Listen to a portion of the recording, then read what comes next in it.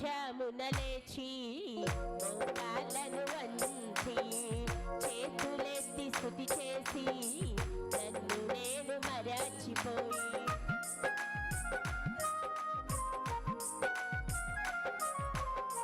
మూడవ జామున లేచి మోకాళ్ళను వంచి చేతులెత్తి స్తుతి చేసి నన్ను నేను మరచిపోయి యేసుని సేవించుట కన్నా ఏమున్నది నాకు యేసుని సేవించుట కన్నా ఏమున్నది నాకు యేసయ్య మాటలే నా జీవజలపు ఊటలు యేసయ్య మాటలే నా జీవజలపు ఊటలు ఆరాధన ఆరాధన నా కన్న తండ్రికి ఆరాధన ఆరాధన ఆరాధన నా యేసు రాజుకు ఆరాధన ఆరాధన ఆరాధన నా కన్న తండ్రికి ఆరాధన ఆరాధన ఆరాధన నా యేసు రాజుకు ఆరాధన ఎక్కువనే లేచి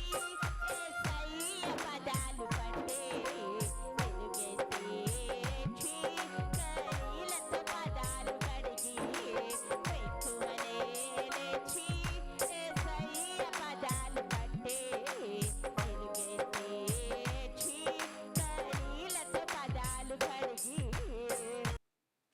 సత్య సాక్షి అనుదిన మన్నా ద్వారా మీ అందరికీ శుభోదయం. నేటి యొక్క దినం నుంచి క్రైస్తవ క్యాలెండర్ ప్రకారము భస్మ బుధవారము శ్రమదిన 40 దినాల ప్రార్థనలు ఉంటాయి. ఉదయకాలము ప్రతిరోజు 10 నుంచి 11 వరకు ప్రత్యేకంగా ఒక కుటుంబము పరలోక సభ్యులు ప్రార్థన చేస్తుంటారు. 11 నుంచి 2 గంటల వరకు కూడా ఆరాధన పాటలు దేవుని యొక్క వాక్యం ఉంటుంది.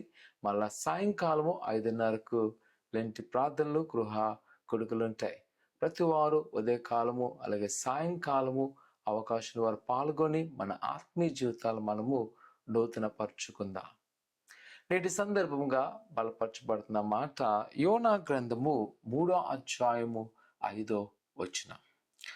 దేవుని యందు విశ్వసించి ఉపవాస దినమును చాటించి. భక్తుడైన ప్రవక్త అయిన యోనా గారుకు దేవుడిచ్చిన వర్తమానము నినేవే పట్టణానికి వెళ్ళి సువార్త ప్రకటించడం, దేవుని యొక్క తీర్పును ప్రకటించడం.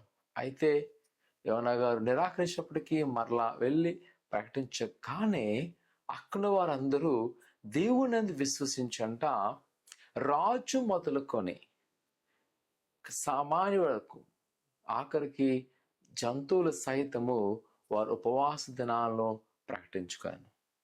దేవుని వర్తమానం ప్రకారము వారందరూ కూడా గోనె పట్టుకొని ప్రభు సన్నిధిలో గోచాడుకాను.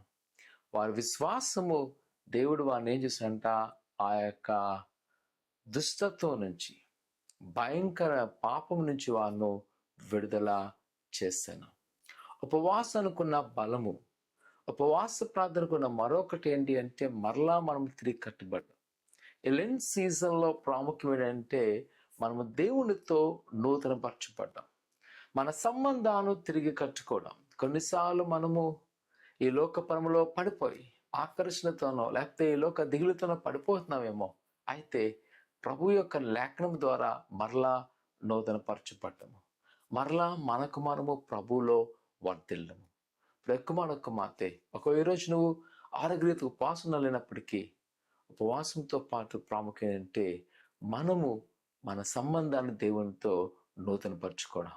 ఒకవేళ మనం ఆత్మీయంగా తగ్గిపోయినామా, ప్రార్థన తగ్గిపోయినదా, దేవుని యొక్క వాక్యముతో మనము ధ్యానం తగ్గిపోయినామా, అయితే మరలా మనము కట్టబడదాము. ఈ 40 దినాలు దేవునితో సాంగత్యం చేద్దాము. దేవునితో చక్కని ఆత్మీయత ఉందాము. ప్రార్థన చేసుకుందాం.